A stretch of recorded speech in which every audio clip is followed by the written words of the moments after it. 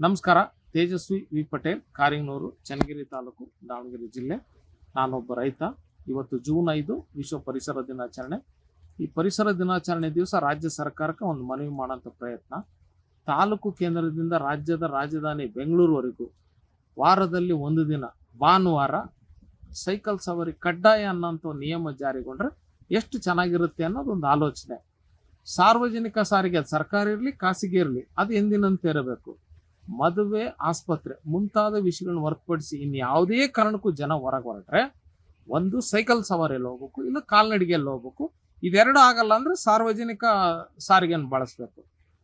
ಈ ನಿಯಮ ಕರ್ನಾಟಕದಲ್ಲಿ ಜಾರಿಗೊಂಡು ಅದು ಭಾರತಾದ್ಯಂತ ವಿಸ್ತಾರ ಆದ್ರೆ ಎಷ್ಟು ಚೆನ್ನಾಗಿರುತ್ತೆ. ಇದರಿಂದ ಆಗ್ಬೋದು, ಪರಿಸರದ ಮೇಲೆ ಆಗ್ಬೋದಂತ ಸಕಾರಾತ್ಮಕ ಪರಿಣಾಮಗಳನ್ನ ನಾನು ವಿವರಿಸಿ ಹೇಳೋ ಅಗತ್ಯ ಇಲ್ಲ ಅಂತ ಭಾವಿಸ್ತೀನಿ.